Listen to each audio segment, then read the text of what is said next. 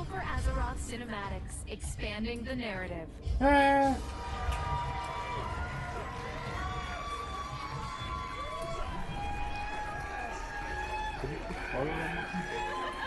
Hello, Blizzcon! Thank you so much for coming to the legendary stage today and spending some time with us. My name is Mike Kelleher. I'm a digital effects supervisor with Blizzard Animation. We have a wonderful panel for you today. In the past, we've spent time talking about the artistic work and technical approaches we've used to making some of our cinematics. We're going to try something a little different today. Talk about a section of our production process which hasn't received a lot of attention up on this stage, and that is the aspect of cinematic storytelling, creation, ideation, and integration across all of our different pipelines for cinematics. We're going to do that today by talking about two stories within the world of Warcraft, Jaina and Sarfang. Thank you. We realize that the aptitude for this content is growing by leaps and bounds, and we are thrilled that you enjoy this content as much as we do making it for you. We're eager to do more, we're striving to do more, show more, and tell more. And we're going to talk about how these stories were created. Show me more, show me more. So before we begin, let me introduce our panelists. Right? First up, Doug Gregory, Cinematics Project Director. Das ist sehr gut Ja, das kann ja keiner auslesen. Overwatch Cinematic, the Doomfist animated piece. He's worked on 2.5D pieces of the Herrschaftszeiten. Harbingers, Warbringers, Jaina, and we just saw his latest cinematic during the opening ceremonies, Diablo Immortal. Doug Gregory. Ja. Next to Doug, Senior Editor Anna Morgan. As the saying goes, a director is only as good as their editor, and Anna is one of our best. She has fundamentally shaped and guided enormous amounts of cinematics during our process, and she has been directly involved with many of the cinematics that we'll be talking about today. Our editors are the linchpin of our production process, Anna Morgan. Die. 4 Stunden so. 4 Stunden? Dann setzt er aber da bestimmt so vielleicht die 10 Jahre dran. Mark has directed almost every Warcraft intro cinematic from Cataclysm through Battle of Azeroth last year, and we just watched the latest one he worked on today, Lost Honor. How was that, guys? Ja. In addition to that, he's also worked in the 2.5D realms. He worked on Harbingers, Lords of War, and he did the Sylvanas cinematic from the Warbringers releases. Mark Messenger. Next to Mark, Senior Writer Chrissy Golden. Yeah. Chrissy has authored more than 50 novels and has brought Blizzard books to the New York Times bestseller list 5 times. Most latest with World of Warcraft Before the Storm. This is the first Blizzard book to crack the New York Times top 10 bestseller list, and that is a feat. As a Blizzard employee, Chrissy works on everything from cinematics to fiction to songwriting, you name it. So Chrissy Golden. Warum gibt's die Dinger nicht als Hörbücher? Hey, das finde ich irgendwie auch so ein bisschen schade. At the end of the Das panel, wäre jetzt so Karen neu, wo Gregory, ich dann sage, da hört mir das lieber an, bevor ich das selbst lese. Das ist interessanter. As we say at Blizzard, Taryn has worked on countless numbers of Warcraft cinematics from the beginning with Battle of the Wrathgate all the way through the current Horde and Alliance content you've been playing in Battle of Azeroth. And we just saw is the Warcraft concept, the Tides of Vengeance cinematic. So if you haven't seen that, check it out online. In addition to that, Taryn has also written and directed the Overwatch Junker Sound cinematic and works as a consultant for Warcraft movie. Welcome, Taryn. Super Patch. That is our story and franchise development Da group. geht keiner mehr die Kriegsfront. Im Moment seit 3 oder 4 Tagen sammelt die Horde Ressourcen für die nächste Kriegsfront. Früher war das schneller. Im Moment ist es wieder so richtig, das ist der Treibfront. Die wollen alle Kriegsfronten nach Kumpel küsten.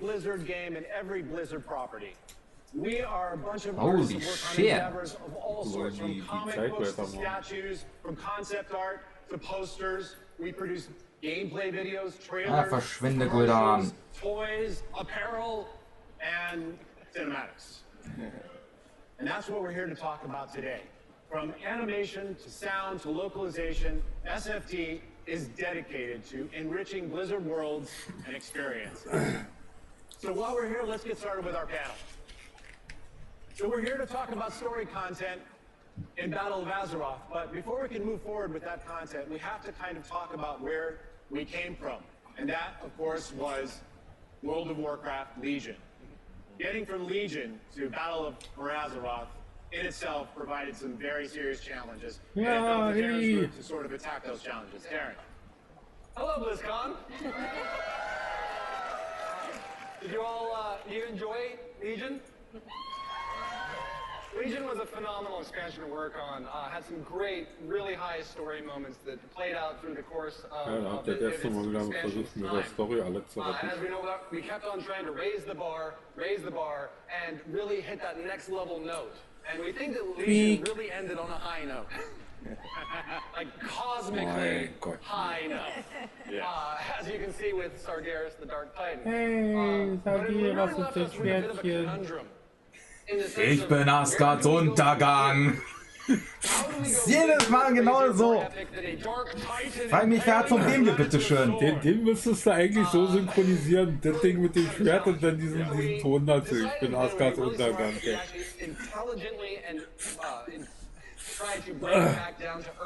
Der hat bestimmt einen guten Effekt. Wer hat das nur von wem, frage ich mich dann. Das ist ein bisschen zu ähnlich hier. Ja, hey, der kleine Mächtigern-König.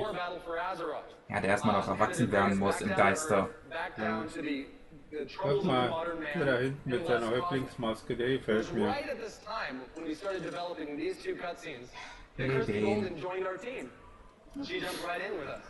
Diese Graumine kannst du irgendwo ins Wasser werfen. Ja, der wird seinen Hass auch nie los sein. Vor dem Sturm. Vor dem Sturm, ja. Da war es noch stürmischer. And that was when Sylvanas and Anduin first encountered Azeroth at events where they were kind of reflecting on the events that of Legion. And so I kind of went to Darren and I said, well, I have these two scenes. Hey! And Ganz so stur. for my Nur very nicht angucken, first nur nicht reden. cinematic scripts, I got to, as they say, adapt from original source material, and I have to say, being able to adapt your own work kriegst du diese already komische is a Kette pretty da? easy way to use into something. It was also a really fun way Weil for us passend. to consciously Oh, set scheiße, ja. up characters that we knew we'd be seeing a lot more of that had maybe faded into the background, like Matthias Shaw, Bane, and really just kind of set the scene and bring some of these things as we moved forward into the We're going to see these expansion. characters a lot. Exactly. Yeah. And incidentally, I forgot to mention, I think this is the cover for the collector's edition that's available here at Blizzcon. Yes, get it quickly if you still can. There are fewer than 100 left. So. Right. Ja, ist das hier nicht so. I thought it was super awesome that you guys Muss mein Herz decided noch to do a conversation. You know, we had just had that Titan save the planet, and now, you know, like the saying goes, like, go Sag mal, big das or Buch, go was da in home. dem We actually Dings went mit bei home war, with ist das this gut? expansion, like in a good way, you know what I mean? And, Hast du das nicht angeguckt von der when me and Mark Blizzcon? were working on the pre-render Battle for Azeroth piece, it was really bisschen. important that we show multiple characters' Genau, points da of view. gefällt mir You know, der we Warnung. wanted to see how our characters think. Even though we love seeing them fly through the Und air, jetzt don't get me Mr. wrong, like that's Sauerfang. awesome. But we wanted to see what makes them tick. Okay. We had that with, you know, Sylvanas Mach deciding ja to jetzt jump fertig. from the ramparts, and Starfang hearing the call, even though he's hurt, to rally for his people. You know, Zappy Boy's like one off, like heck yeah, man. And then Anduin is my favorite moment where he can be this man of violence.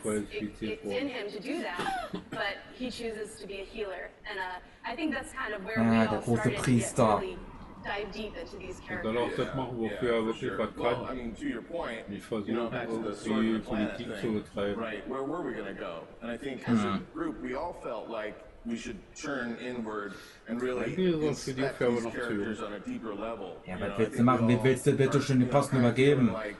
Auch wenn wir die Eisprozesse wieder irgendwo her.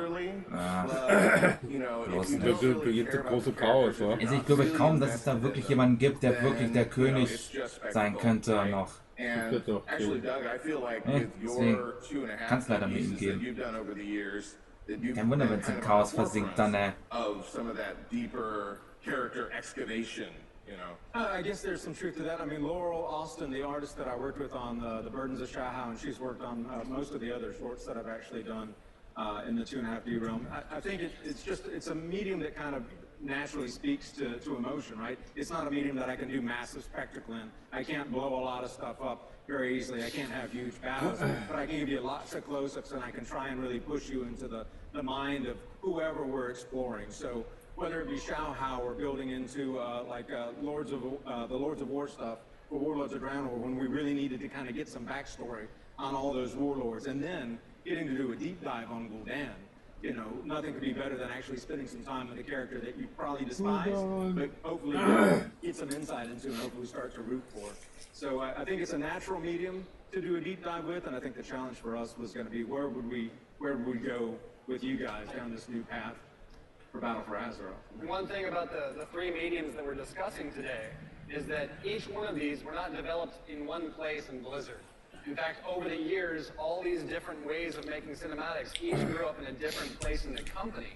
At the beginning, the pre-rendered cinematics, which go all the way back to the first Warcraft games, that developed into what we see now as the high-fidelity CGI like Old Soldier and Lost Honor that we see today. That was one group. But simultaneously, Doug was working over in concept, and they were making these pieces with Laurel Austin and thinking, man, what it would be like if we made these go in motion? And that kind of started our motion story team over in cinematic concept art and creative development. So they're doing that over there, And then in-game cinematics came up initially in the video department quite a while ago. And we were starting to think, hey, these cutscenes like the Black Temple trailer, we could probably do something cool with this. You know, maybe put it in the game. So we had 3 disparate groups in 3 different parts of the company working on cinematic content. And then ultimately the time came around where it was probably important for us to start trying to bring these groups closer together. That's right. I don't think a lot of people know that it was that separate. And yeah, we were kind of siloed. Definitely. Yeah. It's a different group, and now it's changed. And we've changed not only the way that we talk to each other, we've talked a little bit about our process. And we've changed our process in terms of story, right? Yeah, I mean, I think right around that same time, we were also, creative development actually was coming into cinematics as a whole, but also we were starting to look at ways to better our writers' rooms even. We've always had writers' rooms. We've always had rooms where the writers would get together with the game team and they'd understand the values that were going to be chased for the next year kind of a thing. But now somebody was coming on board right around this time that had tried something in TV, essentially a story room, where more people would be invited to the room. The idea was, let's get editors in there, let's get storyboard artists in there, let's get the directors in there early on. And then it's kind of a free-for-all, but it's actually a really safe place to actually just propose ideas and see what has legs. But it's also a great place to find out what everybody else is working on so that you can build a broader narrative. And that one of those biggest champions was a fellow named George Christic, that had a story you might have seen him on the Lorecraft panel earlier. He was a huge champion of that. Oh man. Yeah, I had never been a part of a story panel before, or story room? Story room, yeah. A story room before, yeah. And so editors by nature are cave dwellers. So they let us out, and it was awesome because I got to hear, like in Ashara, I got to hear, oh man, what if we did this conversation between 2 huge egos? I'm like, okay, that kind of informs some of my music choices, maybe that I would start looking at. And then I hear Doug going, no, I want it to be creepy. I want it to be horror. And I'm like, horror. I love horror. I've never done horror. So I was like, what do you do when you've never done something, right? So I started researching, and I watched every single horror movie I could get my hands on. I'd text Doug, and I'd be like, what are you watching? And I'd be like, watching this. Okay, I'm watching that too. Let's talk about it in the morning. And then, I was in my bay one time. I was watching, like, the top 25 horror movie moments of all time. And I went to go get some water, and someone came up behind me and was like, hey, Anna. I was like, I was in it. I was invested from the get-go, which was awesome. Normally what happens is the director just hands you a script and, pitches you on the idea, and you start gathering stuff. But to be in the room when there's the conception of the idea was awesome. The other thing that it did for me was it expanded my creative friend group. You know, once the story room ended, it's not like we stopped talking to each other, like, oh, I gotta go back to my bed, I don't wanna, you know, see anybody. So now when I have a problem, say I'm working on a script with Christy, I'll say, hey, Christy, you got a second, this line's not quite working. And she'll be like, oh, of course, she'll swing by, she'll see my problem, she'll tweak the line right there, she'll re-record it because she's an amazing VO actress, and boom, what took maybe, you know, a day, now takes minutes. So iteration is everything for us, and so that just helped us all along the way. It was a lot of fun. My other career, if I had followed it, was to be a musical theater actress. So I love coming in and doing the VO. And what's really cool about that is when you hear something in your head and you write it, it could sound entirely different. It could be something that you stumble on. So to be able to perform it as well really helps with writing a script. And that's actually also how I approach my novels. I kind of get into the character's head a lot when I'm trying to do something. And so one of the things that I did have a challenge with was I would be writing long form. And of course, if you're writing a novel, I don't know if you've noticed, but novels are this big these days, and everybody wants a doorstop instead of a book. And so I'd be writing, and my editors would say, can you make it longer, make it longer? And then I come here, and I try to write a cinematic, and people are like, can you make it shorter? Can you make it shorter? 90. Because you only have like anywhere from 90 seconds to 3 to 4 minutes usually to do some of these things. So coming here and working in the writer's room, which was so supportive, it was really a nice place to try and learn a whole different type of craft.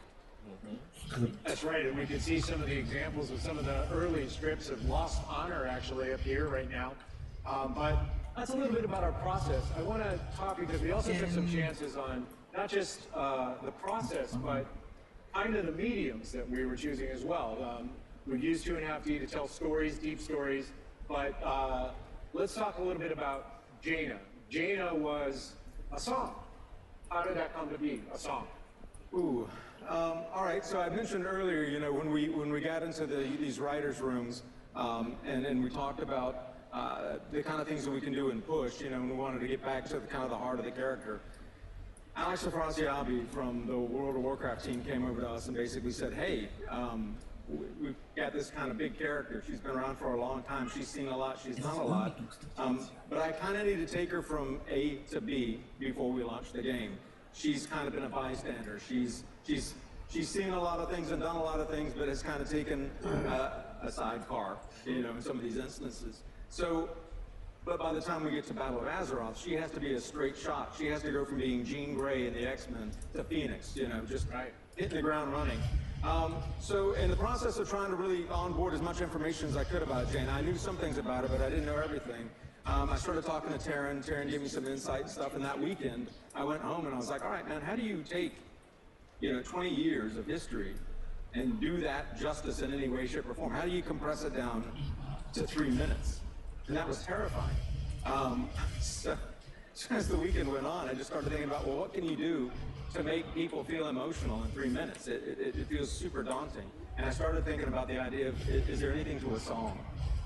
And even more so, thinking about what I had seen in things like Lord of the Rings with Pippin's song that he was singing to the Ward of Gondor, and how that made me feel in that movie, or the Misty Mountain song in The Hobbit, and thinking, okay, maybe there's a version of a song that could kind of work. Maybe it could be like a lament or a funeral song, a dirge or something.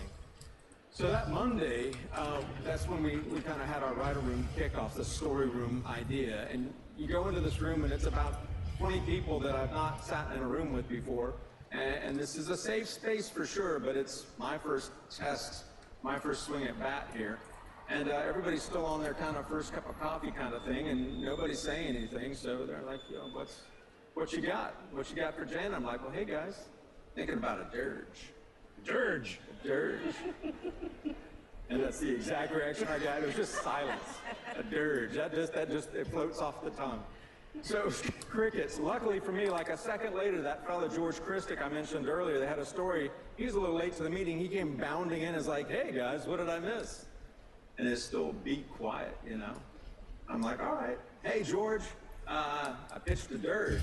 It's like, dude, I'm in. You know, right away. So I was validated. It was fantastic. So that Friday we took it to Alex and our big meeting with Alex and stuff, and man, it was super easy. I thought it was going to be a test of wills, but Alex was right into it, and I think from that point on, we just started beating it up. It's like, what else can it be? What can it be? What kind of images do we need? Who's singing this thing? At some point, Taryn piped up and was like, beware. Beware? Ja. Yeah. Okay, that kind of sounds tasty. What's the warning? Warning about who? Are we talking about Jaina here? Who's writing the warning? And it became really easy. You started just going by the course. It would be her people, the people that she's let down. All the hopes and dreams of this entire society were put on her shoulders, and she didn't carry that burden. So as soon as we had that, it became a warning. Then it becomes a song. Robert Brooks was the writer on the piece, the lyricist. We sat down and we started, pounding out lyrics and feeling really good about ourselves and thinking that we had it made, and then got to the point where we actually needed a tune because none of us had written a song before. It just seemed like a really cool idea. Luckily for me, we have the Hearthstone pieces, and there was a couple of people that had actually worked on some tunes for us in the past for Hearthstone, at least for the temps. And there's a fellow named Logan LaFlotte, who works in video and post-production as a producer, but he also plays guitar. And then one, Anna Morgan, who I had just found out was going to be my editor on the piece. And my buddy Brian Horn, who had actually done the gadgets and piece for Hearthstone, says, you might want to talk to Anna and Logan and see if they can do anything for you. So I went up to Anna and I just said, hey, Anna. That was it. We're making a song. I know. I remember it like it was yesterday. It was a Friday, and me and Doug didn't know each other very well. And he's like, "Guess what? We're doing a song." And I was like, "Oh, sweet, a song for WoW." I was like, "Oh, that sounds cool." And I was like, "Well, when did we start?" He's like, "Well, we need to start Monday." I was like, "Oh, okay, Monday. Well, let's go talk to Logan." And so we went downstairs and pitched Logan on the idea. And he's this amazingly talented musical genius dude, and he's a producer, you guys, so like this is not his thing, like he just does this for fun. And so went downstairs, pitched him, and he was down. And so the weekend comes and goes, and Monday morning he comes into my bay with his guitar and he puts it down and he plays Jaina's song. And I just remember looking at you and going, this is special, this is a moment. There's not that many times in your career where you're just like, this is it, this is good, we don't need to look further to find something, we should try this. And then it became about how do you craft that melody into a story. So, we didn't want just some musical theater where Jaina just started singing. This was her life, this was her emotion. She's this loss and pain and misery that she's felt, and she's feeling it. And this is the real world that she's in. And she is recalling this song. So she just starts humming, remembering. And then it's just a cappella. We didn't want any kind of music until she hands the necklace to the ferryman, and then boom, just a guitar, instrumentation, right? Then we have the magic. We're in the surreal now. It's okay to be a song. It's not going to be off-putting to people. It's okay to sing now. But it is about her people. Her people sing this song about her. So what do you do when you need a big group of singers? Well, you call the Blizzard Country Bears. I have a small group of singers, Mike Kelleher being one of them, who are, I nicknamed them the Blizzard Country Bears. That's not a real thing. And now, as a special treat, Mike Kelleher will now sing. No, I'm just kidding. No, that's not going to happen. But we get together in my bay and we'll jam on songs. And I'll wave my hands around like a crazy person. We'll work on parts. We don't have real instruments, so Logan's going shh, shh, shh, shh, Mike's going roll, roll, roll. And we're building out the sailor sound. And then Doug will come back and be like, oh man, I really want the father and the sky and the lightning strike to happen. And I'll be like, okay, well, we don't really have the melody part for there, so okay, Logan, come back on up, we're gonna rework this, and roll, roll, roll, and we find it, it's a process of discovery. Sorry, I turned into a Muppet when I started talking. So it's a process of discovery for us, and it's not always smooth sailing, pun intended, but it was important to come back to Jaina. It is her song, it is about her, and she needs to take ownership, and she needs to be empowered. And so the lyrics originally were, beware, beware of she, but now that she owns it, we changed it to beware, beware of me. And so that's how we kind of crafted the arc of the story, in the song. And then, of course, it goes to our amazing sound department and our amazing composer, Neil Acree, who adds their expertise and all of their amazing talent to it. And it was just like a huge honor. It's so humbling to be a part of it. That's fantastic. That's a good backstory for music in that way, even though I didn't actually know all of that, even though being involved. But we have to marry it to visuals, to the art, and that's where you have to come back. How did that happen? So now I've got this incredible song, and during this time we were also just doing sketches here and there where we could. I was teamed up with a storyboard artist named Zaza Issa, and phenomenal. He had done just a ton of exploration even before we got the song totally cranked out.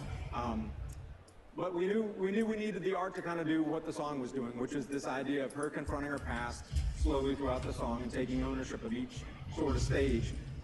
Very early on, Zaza's first storyboard of Theramore, where I knew I wanted to start the piece, that kind of the bombed out city had a couple of swords planted into the ground. They kind of looked like tombstones to me. So I started doing these little thumbnail sketches of Jaina kneeling in front of a field of swords at Arlington National Cemetery style moment, and that resonated with me, and I think that's where we got our first beat from. And then as we started developing the piece more and realizing this piece is really about her coming to terms with the death of her father and confronting that and then getting his ship. So we knew we needed to point out which was his tombstone, and that's where the necklace came from. We knew we needed a totem. We looked back to the Colturian folk, and we took that symbol and hung it on the sword, and that was our North Star. That became the thing that when we got to the ferryman, which was just originally supposed to be a ferryman, she pays the ferryman with the anchor. It felt natural. We didn't know where we were going, though. We get all the way out to the boat that she's chasing, the ghost boat, the entire piece, and then the ferryman behind her turns into her father, and it becomes like a natural build on ideas that you didn't necessarily pre-plan, but things just keep feeling right as you're moving along. So you keep building images that feed back into the inspiration or the lyrics that are there. Working with Doug is amazing. He's the only director that I've ever had who carries a big wad of Post-it notes in his pocket and a Sharpie. And it's like Edward Scissorhands, but instead of hair flying, it's Post-its. So they're sticking on your walls, they're everywhere, and it lends itself to these beautiful silhouettes and these symbols and shapes, and I think it really helps make a mythology, that you can fall behind, that, IGC is carried over the necklace into their stuff, and it just kind of, it just lends itself beautifully to that. You do good. It's mostly about laziness. If I can sell you on a symbol, if I can get across an idea in a symbol, then I have less work to do down the road, so pretty much laziness. All right. So that's how we do. We save those deeper moments, those discovery moments for our characters in the 2.5D. And let's talk now a little bit about what we call our hyperreal pipeline. And that is usually, Mark Messenger, reserved for the awesome moments, I guess, if you will. Shock and awe. But this particular time around, we had a chance to go the same route in 2.5D with a deeper character with Sarfang. Sure. Well, yeah, shock and awe, Battle for Azeroth, that's going big, right? And that was probably the most ambitious thing that we've ever done for WoW, I guess, and my hat's off. Big thank you to everyone who was involved in the making of that film. And, normally that would be it. Historically, that would be our contribution to the expansion, would be we do the intro and we move on to whatever happens next. But in this case, while we were in production, my boss, Jeff Chamberlain, came and took me aside and said, hey, the game team is actually really interested in more of this kind of high fidelity content for this expansion. I was like, boom, right? And he was like, well, think about it. What else have you got? And so I didn't have anything. But I think Anna, I came to you actually initially about Sarfang. Yeah, I remember. I was not the editor for Lost Honor or Old Soldier. That's the tremendously talented Joanna Grable. But we were still on Battle for Azeroth at the time, and I remember you came to my bay. I think we were just starting animation or lighting, and you said, "Hey, we may be able to make another one of these." And I was like, "Oh my gosh, are you serious? We don't need to just put them on a shelf." And you said, I really want to do the story about this gray-haired orc. Because there aren't that many of them because they don't live that long. And man, you got me. I was in. I was like, yeah, I want to see that. Yeah. Let's do that. Yeah, they're a warrior race, Right. and they don't, a lot of them don't make it, Yeah. right? Yeah, we were in early lighting tests on Sarfang, on Old Soldier, on Battle for Azeroth, and I was just struck by how epic this guy was, you know? And so I was really, really interested in doing something with him. One of the things that the pre-rendered, the high-fidelity movies do really well is actually very subtle facial animation. It's not something that we get to showcase a whole lot because we're, again, usually bringing the spectacle, but it is in our kit. And so I started thinking about that, and I was like, what if we did a quiet movie? What if we took a risk and we did a quiet movie with our big scary orc? What would that feel like, right? So that was actually pretty intriguing, and I just started thinking about that amidst all the other things I was thinking about at the time. Yeah, you had a few other things to be thinking about at that time, didn't you? Yeah. Because you had another thorny problem on your plate. Oh, thorny. Thorny. Nicely done. Thank you. I came up with it myself. Yeah, I knew I was the guy who was gonna do the story of the burning of Teldrassil, and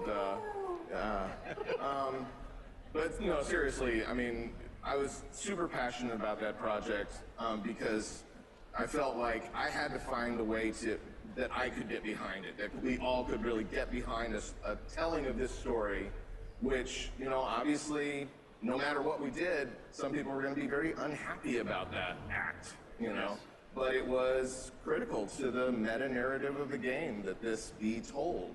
And so, so I took that challenge on. I was really excited when we finally, you know, found our way into that story. But I had these two things rattling in my head at the same time. I had the, you know, okay, I'm burning the world tree, and I want to make a Sarfang movie.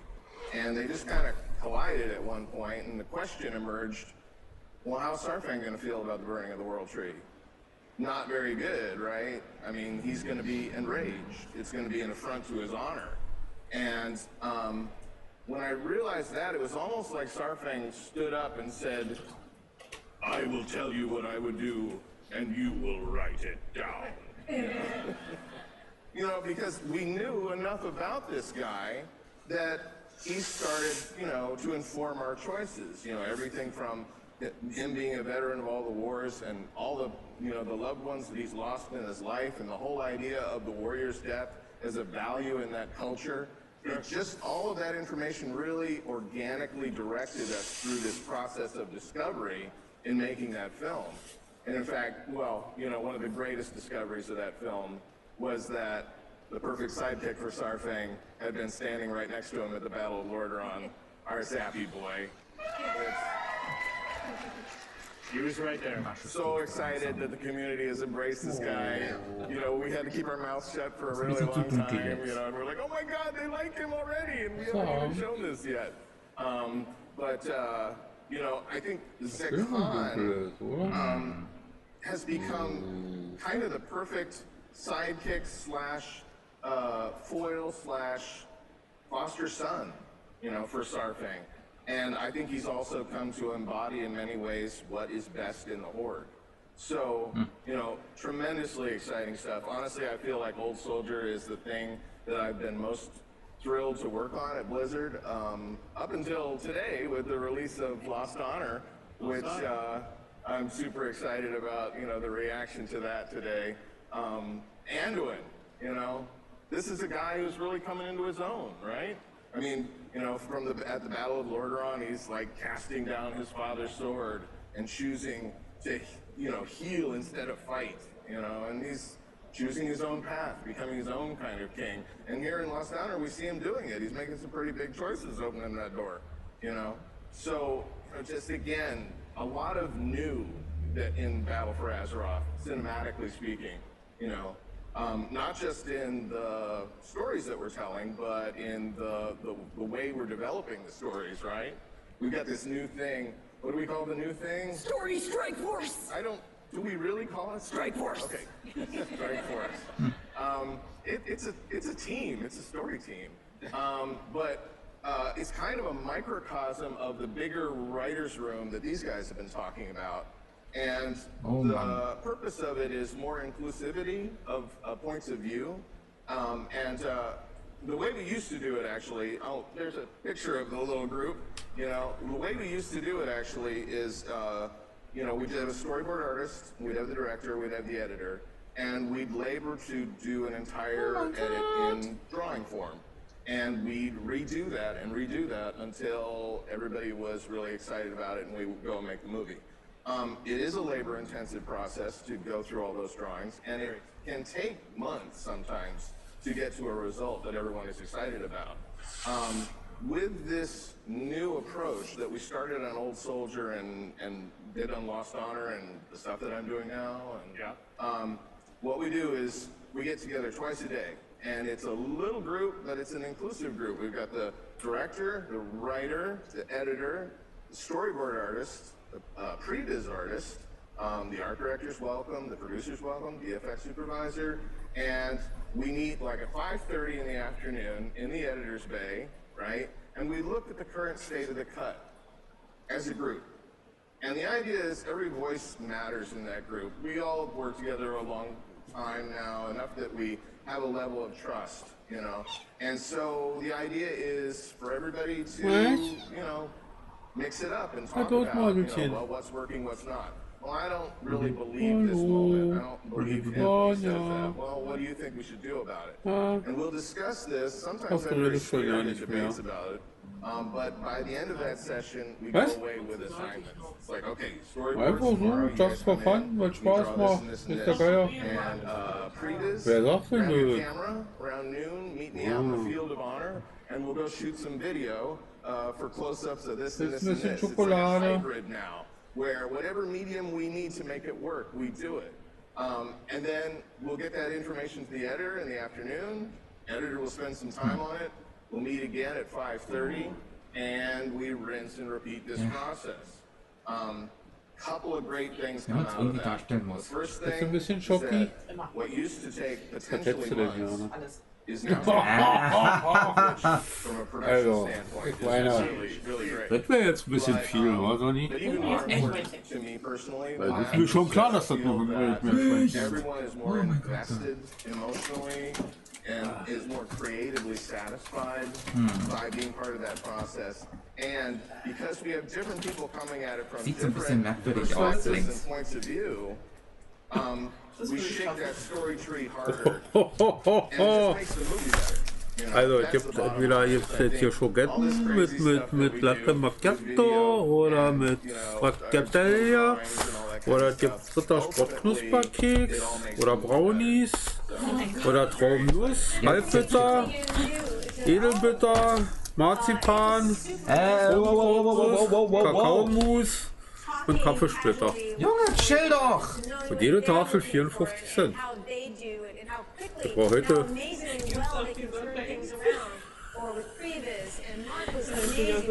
Hä? Was? Sonderedition? Kaffeesplitter. Ja. Lecker. Ja.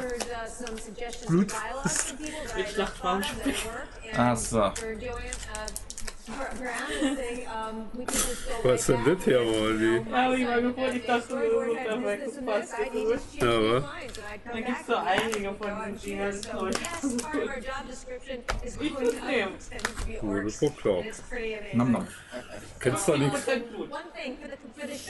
Das wird für Hortler. Genau. You saw a variety of scripts for what eventually became Lost Honor. We've talked a little bit how things can change. This changed pretty dramatically. We were Ja, originally guck mal, die machen so eine schöne Cinematics, da kannst du gerade einen Film ausmachen, wenn die nicht schon einen Film... drastic has to be done. Das ist mir schon klar. Wenn die nicht irgendwie schon mal einen Film gemacht haben, wenn so viele Szenen, die da sind, die passen eigentlich irgendwie immer alle zusammen so. Das wäre ganz verdächtig. And in the scene, Anduin was going to visit the cemetery, and he has this flashback to a conversation with Starfang. And as we started working this, Taryn was like, Christy, I really think this scene is the story, because everything else was kind of hard to follow. Who are these people? Why should I care about them? What happened here? Was? That was just so clean and so clear, and everybody Warum? just kind Was of willst du sat denn at nicht the weiter? table when that would come up. But there was a challenge with the timeline. Yes. Ich weiß ja nicht, was du da machst. Flashback at the time because of where it was going to land. Yeah, you had done like on the whiteboard what Jetzt everything brauchst you du knew irgendwie about the flow of gameplay for that section. Input And oder we were was? just struggling because it didn't fit anywhere. We all wanted to do this jail scene, but it didn't fit. But you know, we're in the story room. We're all debating what we could do about that. And Alex Afrasiabi is just sitting there with his phone, and he's like, "There." And he had texted the game team and asked them to change the flow of the game He changed the to timeline. accommodate the movie that he now believed in. Yeah, So that's changed. a great example. Movies in. That's great. Yeah. Wow, so some big changes. I mean, we got to do a character piece in the hyper-real pipeline. That was at first. Yeah. And that was a challenge, a risk. At the same time, I want to talk about our in-game cinematics group, which Karen's part of, and you were also taking some challenges of your own with your content. Yes. As you've been hearing a lot today, storytelling is a journey of discovery, and we were definitely on our own journey through Battle for Azeroth. But I think maybe if you hear these tales a lot about, oh yeah, we were starting this, we didn't really know what we were going to do, you might start asking, do these guys just figure it out as they go along or something? Is there more of a method to the madness than that? And yes, there is. It's important to keep in mind the distinction between plot and story. You know, the plot for Jaina, for instance, was very well established by the game team. She's going to go to Borealis, she's going to get thrown into prison, and then we're going to get her out of that prison and she's going to save Borealis. That's not a very interesting story when you state it that way. It's just a plot. Yeah, it's like a teacher that we work with who said, I think, you know, no kid ever went to their mom and dad and said, tell me another plot tonight. Tell me another plot, Mommy. Tell me another plot. The story is in the telling. And the telling's in the details, and the details may not emerge unless you go on the journey of discovery. And so when we started the Alliance side of Battle for Azeroth, we were looking at the cinematic moments that could be made into the in-game cinematics. And it rapidly became apparent that it needed to be about Jaina. Now, she was Kultiran. This was her homeland, her people. She is the source of a lot of the drama at the core of this story. And resultantly, we also hadn't told her story in so long. Like World of Warcraft, she's been a foil in a few different areas of the game, but she hasn't had her time in the spotlight. And now it was her time. We wanted to make sure she had sufficient time in the spotlight to make sure we gave her story the justice that it demanded. And so we started deep diving her character. For those of you who don't know, Turin and I have a standing meeting every day at 5 o'clock, and it is like the best time of the day because we get into a room and we laugh and we cry and we interrupt each other excitedly and we get goosebumps. One of our VPs, Jeff Chamberlain, was passing by the room one time, and later he saw me and he says, sounds like you guys are having a really good time in there. I heard a lot of laughter. And I'm like, yep, we're having a great time. But what we did with her was we both love the character so much. I've been writing her since Arthas, so for 10 years. I wrote a whole novel about her, Tides of War, about all the stuff she's going through. And we had some serious discussions. Really deep discussion. Yeah, we talked about depression. We talked about PTSD. We talked about separation and trauma in the family of origin and how things like this can affect a person and how they're in denial or they try to work through it and things like that. And we just kept coming back to this, and it was a little scary to suggest this to game team, you know, this is as an idea that they might want to consider, which is let's make these about Jaina because this is her time. We're going back to Kultiris. This is her people. If we were ever going to address this, this was it. Yep. And so we jumped in and we decided all 4 of these chapter points were going to thread through the playable areas of Battle for Azeroth, but they were each going to feature Jaina Proudmoore. A couple of them were very intuitive. Toward the beginning of the story, she had to go to Kultiris. So we started on this boat, and we started playing off some of the affects of Jaina. Right? Like perhaps that she's been haunted by her past so long that she hasn't slept well. Like literally has not slept well maybe since the events of Warcraft 3 or losing Arthas or any of this. And so to have her kind of fall into a slumber and have this terrible nightmare, whose major function was to establish what Jaina needs, right from the beginning of the story. What does Jaina need? And as her father tells you, you're never going to get forgiven by your mother. We know in her psyche what she's after. And once she arrives and she confronts her people, the people that she betrayed, beware, beware, O daughter of the sea, these are the people singing it. She's on trial immediately, minute one, and her mother confronts her, and her mother disowns her because she's wearing this symbol that's an affront to everything she's done. Those two moments were actually written as one scene. They were one movie initially, and we ended up breaking them apart to allow the gameplay to take you from the boat to Proudmoore Keep, which is pretty cool, and then came the two more challenging cutscenes, you know, more the climax of the story and the resolution. And this brings us to the realm of torment. The Drusvari realm of Thros, where again the plot of the game team had said we are going to come to this place where Jaina will be in a prison of her own mind, and her mother will be there trying to assist her daughter in escaping from this prison. That sounds a lot like depression. You know, it's a powerful underpinning theme for those who are familiar and those who have lived through that. Escaping from a prison of your own mind is one of the hardest things to do. And so it was wide open, the number of ways we could paint with this brush, basically endless, right? No holds barred. You'd think that would be illuminating for an artist. It's actually intimidating. You know, the blank page is the scariest thing, because you can do whatever. So we tried a few different things at first, early storyboard concepts. One was literal ghosts of Jaina's past, not tormenting Jaina, but actually confronting Catherine, her mother, as she tried to get to Jaina. And all of these ghosts were trying to convince Catherine why Jaina wasn't worth saving. Because these are all projections of her mind. Again, these are the ways that people who are dealing with these elements in life would feel. But after beating this up a few times, we realized the greatest equity was in revisiting the literal moments that had happened in the past. These moments that we wanted to touch on for so long, the Warcraft 3 moments that Jaina has lived with all of these years. And so, of course, we wanted to get you right from the beginning of the Realm of Thros into the Warcraft 3 frame of mind, and what would be better for that than just throwing Arthas right at everyone. So yes, if you ever have a chance to use Arthas, you use Arthas. Yes. So Arthas standing there, we're too late. But Catherine is now witnessing this for the first time. You know, she wasn't there for these moments, so she's witnessing Jaina's pain firsthand. And as Jaina walks away, the next moment we hit him with, the father, the through line from Doug's piece, all the way through now, she's on trial in her own mind for the death of her father. And then we get to see the mother witnessing the way her father actually died. You know, the tale that had been told from the Kultiran Navy to Catherine was probably, oh yeah, your daughter was terrible. She threw your husband under the bus, and that was that. But the reality was Jaina was so passionately confronting and begging him, please do not do this. This is the wrong thing. And it was totally changing for the perspective of Catherine. And Catherine is then our foil for the players who didn't play Warcraft 3, who maybe didn't remember or recall those moments. And so now we're bringing everyone up to speed. This is what really happened between Jaina and Dad. And there was one moment we really wanted to include, but we ended up on the cutting room floor. And that was Candy Sparshine. I'm sorry, everyone. I'm sorry. For those who have read the book, Candy was Jaina's apprentice and died a horrible death at the hands of the mana bomb. And it was this heart-wrenching scene where Jaina screamed to the rafters in agony as Candy dissolved on her fingertips. But she did end up appearing in this lineup along with everyone else who are these ghosts of their past that she feels are judging her, weighing her down, and just begging in that moment that her mother, please forgive me.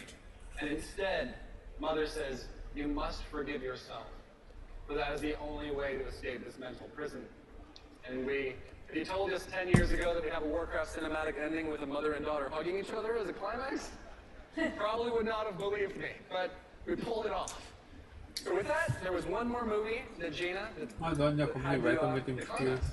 finale, wrap it all up. So we followed Jaina. We ourselves would refer to it as Jaina's journey. That was just our shorthand for it. So Jaina's journey has taken us from Doug's piece where she's embarking on this to confront her past, to raising her father's ship, to braving her nightmares. And one of the things we toyed with was, what if the song that has been corrupted into this accusation, beware, beware, was actually a hello, ahoy, daughter, a love song from a father to a daughter, perhaps teaching her subtly about something that she had.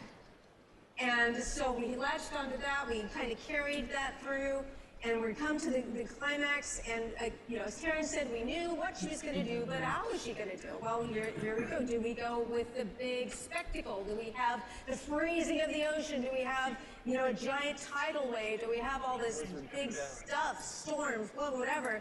But Taryn and I were kind of chatting, and we were like, wouldn't it be cool if, you know, we continue this quieter thing, and maybe there's a way for her to win without firing a single shot.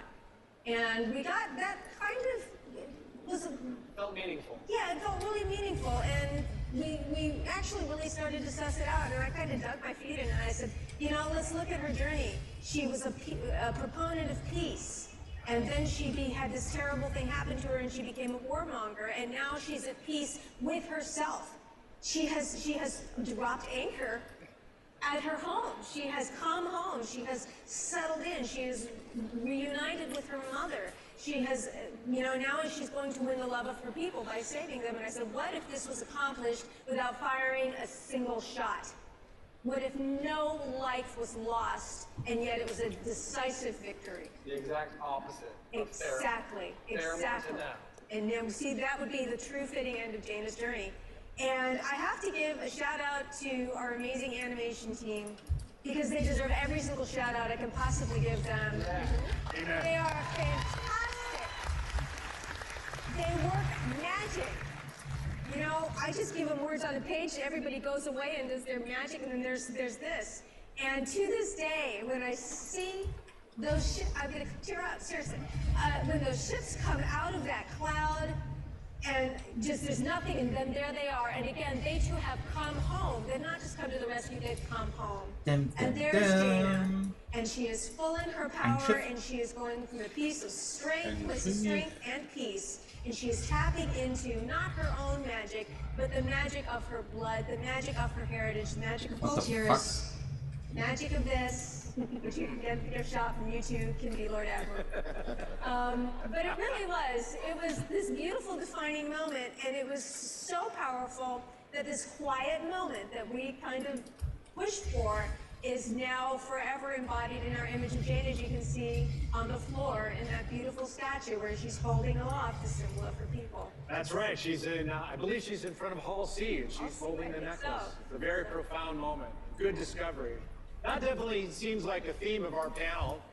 We're wrapping up. I hope you're starting to see some of the connections that we've made, the sort of building upon building. As you said, plot is different than story. Story is an exploration and a discovery process. We're almost out of time, but I wanted to take a moment because this has been, it's been about 2 years for a lot of us on this particular projects or series of projects, and I wanted to ask the panel, what were your favorite moments? Let's start with Anna. Oh man, for me, it's the community, it's you guys, you know, it's like whenever we get to release a piece, we're all like on our tippy toes, like, oh, are they gonna like it, you know? And I had never before watched reaction videos. I'm an addict now. I can't stop watching. They are amazing. As an editor, you will watch a show thousands of times. You will watch it more than anybody on the face of the earth. And to see somebody watch it for the first time, it's hard to describe. It's so moving. You can see where, you know, you really got it. You really got somebody to feel something. You can see where, oh, maybe I need to improve a little bit there. But just the amount of feedback that you get from it is just, man, from the bottom of my heart, thank you so much. I love them. They are amazing. Thank you. Christy, how about you? There is something really amazing about seeing something that we've worked on, received by the public, and turned into new, fresh creativity. All of your covers of Daughter of the Sea, we listen to, you're amazing. The art that is generated, the stories, the cosplay, your creativity, all the things and the passion that you bring to these characters. We all love them, you love them, we love them, and it's just great to see your creativity kind of coming back full circle. I love it when somebody posts something on my Twitter feed and I get a chance to retweet it and say, look at this amazing piece of art. So thank you for your creativity. It's beautiful to see. Darren, how about you? I definitely have to say, you know, working with Christy Golden for the last year when she joined the team and full time, we've been working every day together and we've really gotten to know each other well. and developing these stories together has had a profound effect, I think, on the product, on our friendships, and it's just been incredible. And I just love working with it. Oh, lovely. Goodness. Mark, how about you? I don't want to follow that. You have to. Yeah, well, thank you for loving Zappy Boy. Yes. Yeah. So happy. Troy. We had to keep our mouths shut for so long because, you know, you guys were already out in front and, you know, embracing him. And that feels like a thing that's been happening a lot. I mean, the you know, no pauldrons thing, that, you know, taking off your shoulder pads in solidarity with Starfang, it's amazing. It's wonderful. You know, that's the kind of interactivity that we, you know, can't even imagine is going to happen until it hits us, you know? And it means more than you guys know, so thank you. Doug, how about you? You got one? Yeah, I actually have a couple of things I have to say. So, first of all, I want to thank the motion story team that helps build all these 2.5D pieces we do. They're incredible, and they put with a lot from me, from the editor, from the artist, changes, things we want to do. But they really have helped us tremendously with us tell these stories.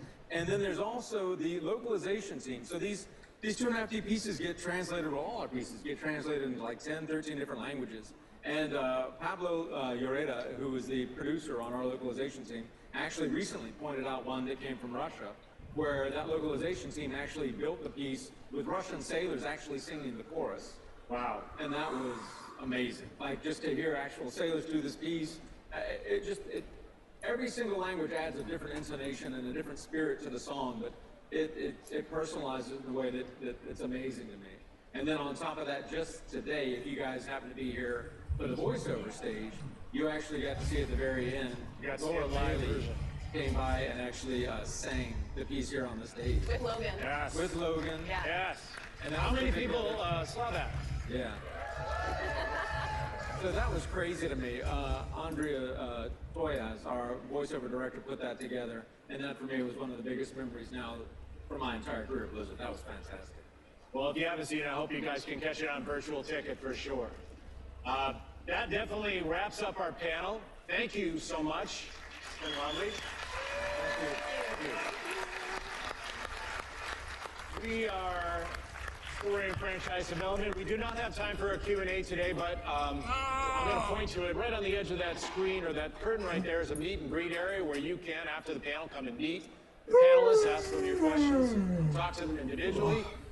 We just want to say, from all of us up here and all the people who cannot be up here, SFD is a huge organization of more than 400 people dedicated to making Blizzard the best experience you possibly can. Thank you for coming to BlizzCon.